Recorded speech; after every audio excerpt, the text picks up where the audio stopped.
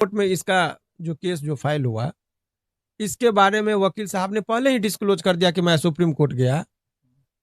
Authority रूप से ये नहीं कहना चाहिए था। आपके स्ट्रेटजी से समझ गया कि सुप्रीम कोर्ट गया, वहां राहत मिल जाएगा, तो बोला रासुका हम लगा देते हैं।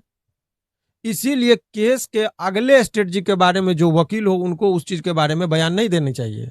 भाई अगली रणनीति क्या होगी, आपको मीडिया पर मैं अभी ये बोल दूं कि ये अगली हमारी रणनीति है, तो उस रणनीति के आलोक में पुलिस भी अपनी रणनीति बनाती है। तो ये कॉमा के पोजीशन में है, तो उस पर 302 लगा दिया जाएगा। तो उसका पहला पुलिस लगा देगी 302 कि मरणासन पर है, तो हम लोग उसका इंग्रेडिएंट देते हैं कि 302 के लिए पहला कंडीशन है कि व्यक्ति का मृत्यु होना। यदि व्यक्ति जिंदा है तो 307 लगेगा। तो आपने गलत धारा कैसे लगा दिया? तो ये कहाँ पर हम लोग बहस करेंगे? उस टाइम में, जिस टाइम में पुलिस लगाती है, उस टाइम में उसको नहीं रोका जाता है। साथियों, स्वागत है आपका हमारे देश प्रेम न्यूज में। अभी जिस तरीके से यूट्यूबर मनीष कश्यप पर शिकंजा दिन पर दिन कसता जा रहा है, आप देख रहे हैं, और अभी तमिलनाडु पुलिस उन पर NSA लगा चुकी है, और बिहार में भी उन पर एक FIR दर्ज हो जाता है जिसमें उन्होंने गांधी जी के मरने पर जश्न मनाने वाली बात कही थी। और उसके बाद तमिलनाडु पुलिस भी अगले ही दिन, बिहार में FIR दर्ज होने के बाद तमिलनाडु पुलिस अगले ही दिन NSA लगा देती है। सर, उसको कैसे देखते हैं सर? NSA आखिर क्यों लगाया जाता है और किस पे लगाया जाता है? देखिए, बहुत अच्छा बात है कि आप लोगों ने उस चीज़ों को लीगली अवेयरनेस के लिए भी ये सब टर्म को समझना लोगों को ज़रूरत है। तो आप एक चीज़ समझिए कि ये नेशनल सिक्योरिटी एक्ट के तहत जो होता है, राष्ट्रीय सुरक्षा अधिनियम के तहत जो है, सो किसी भी ये क्या है, वही चीज़ को हम उनसे पर्टिकुलर नहीं, हम इस धारा की बात बता रहे हैं, इस सेक्शन की बात बता रहे हैं और उस एक्ट की बात बता रहे हैं। तो आपको जनरली क्या होता है, सामान्य तरह के जो केस होते हैं, उस केस में नियम ये कहता है कि किसी भी व्यक्ति को 24 घंटा से अधिक पुलिस गिरफ्तार करके नहीं रख सकती है। परंतु यदि रासुका लग गया, ऐसे परिस्थिति में सरकार के पास असीम शक्ति हो जाती है कि उसको बिना कोई कारण, यहाँ पर समझिए कि एक तरीके से जो मौलिक अधिकार जो होता है उसको भी बगल में साइड कर दिया जाता है कि आपका मौलिक अधिकार भी कुछ दिन के लिए सस्पेंड रहेगा, विदाउट एनी गिविंग रीजन, कि आपको क्यों गिरफ्तार कर रहे हैं, क्यों रख रहे हैं, कितना दिन रखेंगे, ये सब कुछ नहीं बताया जाता है। आपको वकील तक से मिलने नहीं दिया जाता है इस अधिनियम के तहत। तो उसमें जो जिस परिस्थिति में ये धाराएं लगाई जाती है कि आपके एक्टिविटी से यदि राष्ट्र को सुरक्षा होता है, सुरक्षा का खतरा होता है, विदेशी ताकत के साथ आपका मिलने का कोई प्रमाण होता है, तब उसके आधार पर जनरली लगाया जाता है। ये सामान्य तरह की बात मैंने केस के, इसमें यदि लगा देने के बाद व्यक्ति को पूछताछ के नाम पर भी 3 महीना तक रख सकता है, जो किसी अवधि बढ़ा के माने 1 साल तक होता है। टाइम टू टाइम जो है एडवाइजरी बॉडी जो होता है, बोर्ड होता है, उससे वो परमिशन लेके वो कर सकते हैं। तो ये सब परिस्थिति से देखिएगा तो ये रासुका लग जाने के बाद अभियुक्त के दृष्टिकोण से बहुत केस कठिन हो जाता है। अब इस एक्ट के इतिहास के बारे में आप जान लीजिए कि ये जो रासुका जो आया है, इससे पहले मीसा एक्ट एक आया था, तो उसमें भी यही प्रावधान था, लेकिन उसको माननीय सर्वोच्च न्यायालय के द्वारा इसको इस एक्ट को, मीसा को, जिस टाइम में मीसा के अंतर्गत आप देखेंगे कि 77 में जो आंदोलन हुआ था, उसमें हाँ, उसमें बहुत सारे नेता जो थे गिरफ्तार हुए थे, जिसमें लालू प्रसाद यादव जी, नीतीश कुमार जी, और भी जितने भी आज के डेट में आप देख रहे हैं, सभी तो 77 के ही माने वहीं से उपजे हुए लोग हैं। तो जो जितने भी नामी ग्रामी लोगों को देखते हैं, मीसा के अंतर्गत गिरफ्तार किया गया था, लेकिन मीसा को निरस्त कर दिया गया क्योंकि उसका कड़ी आलोचना हुई थी। उससे पहले आप आएंगे जब देखेंगे तो 1818 ईस्वी में रॉलेट एक्ट आया था, जिसके विरोध में जो है सो जलियांवाला बाग कांड से हुआ। तो ये सब सारा चीज था। ये आखिर तब कहिएगा बाद में 1980 में रासुका लाया गया, जिस टाइम में इंदिरा गांधी प्रधानमंत्री थे, उन्हीं के टाइम में ये एक्ट को लाया गया फिर दोबारा। तो इसको आप देखेंगे तो ये जो ब्रिटिश उपनिवेशवाद का जो समय था, उसी का उपज था ये। क्योंकि उस टाइम में क्या होता था कि अंग्रेज के खिलाफ यदि कोई व्यक्ति को, अंग्रेज को ये सूचना मिलती थी कि ये व्यक्ति में कन्विंसिंग पावर है, ये समाज को यदि चाहे तो सेना के खिलाफ भड़का सकता है, उसके यदि इनको हम पूछताछ भी करेंगे, गिरफ्तार भी करेंगे। NSA लगने के बाद कितना मतलब प्रॉब्लम होगा उनको, मनीष कश्यप? अभी वही चीज़, जब तक मूल बात नहीं समझेंगे तब तक वो नहीं समझ में आएगा। इसीलिए हम कह रहे हैं कि उसके पृष्ठभूमि को समझना ज़रूरी है लोगों को। तो वही मैं कह रहा था कि अंग्रेज के टाइम में जब लगता था कि अंग्रेजी सिपाही को लगता था कि वो सूचना देता था कि एक आदमी बहुत मजबूत है, बहुत पढ़ा लिखा है, समाज में उसका बहुत प्रभाव होगा, तो बिना कोई कारण को, उसको गलती भी नहीं, बस वो उसमें गुण रहता था, इस टाइप का आकर्षण था उसमें, तो उस व्यक्ति को गिरफ्तार करके लेके चली जाती थी पुलिस, जिसका विरोध हुआ। कालांतर में जब आप आएंगे तो मैंने बताया आपको कि मीसा एक्ट आया, जिसका भी बहुत विरोध हुआ, तो उसको हटाया। उसके बाद लेकिन ये इंटरनल सिक्योरिटी के नाम पर उसी का नामांकन समझिए चेंज हुआ, कुछ मूलभूत चीज़ों में परिवर्तन करके, और ये एनएसए का कंसेप्ट आया। इस एक्ट के लग जाने से व्यक्ति बहुत वर्तमान परिस्थिति में बहुत परेशानी में पड़ जाता है। अब आइए संदर्भ में, ये रेयर एंड रेयरेस्ट सिचुएशन में लगाया जाता है जब कोई ठोस प्रमाण रहता है तब।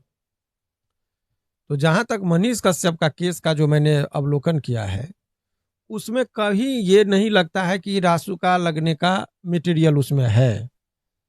तो जब पुलिस इस तरह का कोई चीज लगाती है तो राइट और wrong it will be decided by the court. Police, आप देखते होंगे बहुत लोगों को, आप देखते होंगे कि यहाँ से सब कुछ कर देता है, लेकिन कोर्ट 2 मिनट में बेल दे देती है। किसी को देखिएगा कि निचली अदालत से जो है सो आजीवन कारावास हो जाता है, लेकिन हाई कोर्ट और सुप्रीम कोर्ट जाते जाते लोग एक्यूटल हो जाते हैं। तो राइट और रॉन्ग का जो अंतिम पायदान है डिसाइड करने का, वो ऑनरेबल सुप्रीम कोर्ट होता है। हाई कोर्ट मध्यम में आता है, और उसके निचले जो है सो सेशन न्यायालय वगैरह का भी कंसेप्ट है।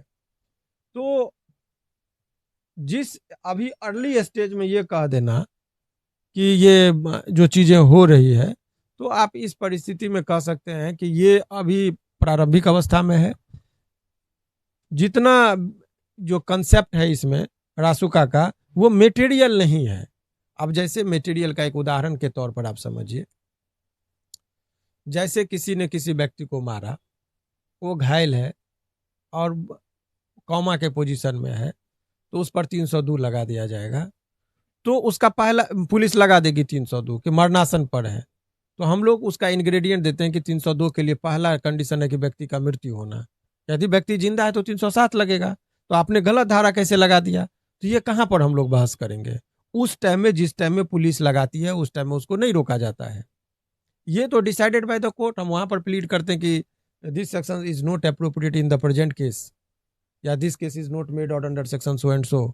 तो उस बात को हम लोग जो भी व्याख्या करते हैं कोर्ट में, कोर्ट कंसिडर करती है, और कोर्ट का बहुत सारा फोरम है, स्टेज है। अब एक जिसको आप सबऑर्डिनेट कोर्ट कहते हैं, जैसे डिस्ट्रिक्ट न्यायालय, मजिस्ट्रेट कोर्ट, उसके ऊपर मजिस्ट्रेट कोर्ट के ऊपर सेशन न्यायालय है, सेशन न्यायालय के ऊपर हाई कोर्ट है, हाई कोर्ट के ऊपर सुप्रीम कोर्ट है। तो ये जहां जिस जिस स्तर पर ये कन्विंस हो गए, उस स्तर पर न्याय लोगों को मिल जाता है। यदि आपको सुप्रीम कोर्ट तक जाना पड़ेगा तो बहुत लंबे अवधि तक आपको प्रताड़ना का सामना करना पड़ जाएगा। सुप्रीम कोर्ट की जहाँ तक बात है सर, 10 तारीख को सुनवाई है, क्या लगता है उसमें कुछ राहत मिलेगी? 10 तारीख को ये एक चीज और जान लीजिए, इनके केस में जो सबसे बड़ी त्रुटि ये हो रही है कि आप केस में मेरे से भी बहुत लोग केस में कलेंट के बारे में, अगले स्ट्रेटजी के बारे में नहीं बात करनी चाहिए। अब सुप्रीम कोर्ट में जो राहत दे सकता है, अब वही बात मैं वही बात कर रहा हूँ। सुप्रीम कोर्ट में इसका जो केस जो फाइल हुआ, इसके बारे में वकील साहब ने पहले ही डिस्क्लोज कर दिया कि मैं सुप्रीम कोर्ट गया। अथॉरिटी रूप से ये नहीं कहना चाहिए था। आपके स्ट्रेटजी से समझ गया कि सुप्रीम कोर्ट गया, वहां राहत मिल जाएगा, तो बोला रासुका हम लगा देते हैं। इसीलिए केस के अगले स्ट्रेटजी के बारे में जो वकील हो, उनको उस चीज के बारे में बयान नहीं देनी चाहिए, और ना ही इधर उधर के लोगों को वकील जो हैं उनको बयान देना चाहिए केस के संबंध में। भाई अगली रणनीति क्या होगी, आपको मीडिया पर मैं अभी ये बोल दूं कि ये अगली हमारी रणनीति है, तो उस रणनीति के आलोक में पुलिस भी अपनी रणनीति बनाती है। तो ये गलत कर बैठते हैं लोग अपने वकील साहब की गलती की वजह से एकदम बिल्कुल। आप वकील हैं और आपको क्या अगला स्ट्रेटजी, आप माइक पर बोल देंगे कि हम ये कर रहे हैं, पेटिशन में हमने क्या लिखा है वो बोल देंगे, पेटिशन में अगला तारीख पर हम क्या बहस करेंगे वो बोल देंगे, तो भाई पहले ही आप डिफेंस दे रहे हैं। ये तो सडन है कि उसका जवाब होगा, उसको कैसे काटेंगे, यही तो वकालत है। केवल मान लीजिए हम मीडिया में आके चेहरा चमकाने से बहुत कुछ नहीं होता है। तो और जो बहुत लोग ये है कि कानूनी बात को बहुत गहराई से और गंभीरता से सोचना होता है, तो इन सब तमाम तरह की चीज़ों पर जो है सो लोगों को नज़र रखना चाहिए कि क्या है। और विशेष परिस्थिति में, अभी वर्तमान परिस्थिति में मनीष कश्यप पर जो है सो संकट बरकरार है, इसमें कहीं कोई दोहराई नहीं है। मतलब क्या लगता है, जो मतलब के लग रहा है कि मतलब कम से कम 3 महीना रहेंगे जेल में, या कोर्ट मतलब के कुछ राहत देखिए, मैं आपको बता रहा हूँ कि जितनी प्रक्रियाएं हैं, अभी वर्तमान परिस्थिति में कितने दिन जेल में रहेंगे, ये कह देना स्ट्रेटजी के विरुद्ध होता है। मैं यदि कह दूं 10 दिन में छूट जाएगा, वो भी गलत हो जाएगा। कितनी जगह चल रहा है कि 3 लेकिन महीने, कम से कम 3 महीने, कम से कम 4 महीने, ज्यादा नहीं, ज्यादा वो 1 साल। प्रक्रिया में जितने केस इनको लगा है, सब केस में बेल लेना होगा। उस बेल में आते आते समय तो इतना लग ही जाएगा, 5-6 महीने का वक्त लग ही जाता है। तो उतना आपको तक तो आप मान के चलिए। लेकिन सवाल ये है कि यहाँ पर एक जो चर्चा का विषय बना है कि मान लीजिए, बहुत अच्छा एक बात है इसमें कि जिसकी जितनी भागीदारी उतनी ही हिस्सेदारी होनी चाहिए। तो हमारे का नहीं, जो कोई क्राइम किया है, जितना पोर्शन किया है, उसी पोर्शन में सजा का बात होना चाहिए। मैं अन्य परिदृश्य में भी बोल रहा हूं। अभी तेजस्वी जी पर भी केस हो रहा है, वो उसके संबंध में कि भाई जमीन के बदले, भाई उस टाइम में इनकी कोई भूमिका नहीं थी, ये अपना दलील देते हैं। लेकिन एक है कि नहीं, सरकार बोल रही है कि या पुलिस प्रशासन के तौर पर जांच हो, तो जांच में भी हरास होता है। उसका कड़ी आलोचना हो रहा है समाज के अंदर कि भाई उस टाइम में बच्चा था तो इनका नाम कैसे आ गया। ठीक उसी तरीके से इस केस में भी आलोचना शुरू हो गई है। किसी भी, हाँ, गलत किया तो गलत के लिए जो है, ठीक है, भ्रामक खबर को, ऐसा एलिगेशन है, वो तो कोर्ट में तय होगा। तो जितना है, आप ककड़ी के चोर को आप कटारी से काटेंगे, ये कहाँ से संभव है? जो ककड़ी चोरी किया तो उसी के लिए आप उसको सजा दीजिए। तो जितना ठीक है, यदि उसने उसको किया है, तो इस केस में रासुका के संबंध में जो लगा है, इसी दलील को वहां पर रखा जाता है कि ये राइट है कि ये रॉन्ग है। It will be decided by the court. और बहुत सारे चीजों को जो है सो बिना केस को अध्ययन किए हुए मीडिया बैठ देना उचित नहीं है। पुलिस का अपना काम है, पुलिस भी जो चाह रही है कि अपने हिसाब से वो बैलेंस बना के चलती, चेक एंड बैलेंस है। पुलिस को भी शक्ति दी गई है, क्योंकि पुलिस को भी यदि आप निस्सहाय कर देंगे तो क्या पता इस तरह का गतिविधि बढ़ जाए। तो पुलिस को भी शक्ति दी गई है, लेकिन उसको नियंत्रण करने के लिए, जैसे घोड़ा है स्पीड से दौड़ता है तो लगाम भी है। तो लगाम किसके पास है? सुप्रीम कोर्ट और हाई कोर्ट के पास। तो यदि वो लग गया तो अब लगाम कसने के लिए आप जहां पर आपको अप्रोप्रिएट अथॉरिटी है वहां पर जाना होगा। तो यही सब चीजें। आखिरी सवाल सर बता दीजिए, क्या लगता है 3 से 4 महीना रहना होगा जेल में? इस केस में जिस हिसाब से है, रिलीज होने में 6 महीने का वक्त लग सकता है। तो आपने सुना शिवनंदन भारती जी को, इन्होंने बताया कि 6 महीना कम से कम रिलीज होने में लग सकता है। और जिस तरीके से वकील साहब आकर के वो बयान दिए थे कि हम सुप्रीम कोर्ट जाएंगे, उसी का खमियाजा आज मनीष कश्यप को भुगतना पड़ रहा है। अगर वो ऐसा ऐलान नहीं करते, मीडिया में आकर के बाइट नहीं देते, तो शायद ये एनएसए नहीं लग सकता था।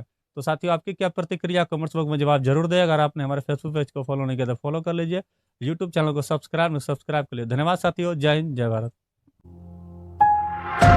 आप देख रहे हैं देश प्रेम न्यूज।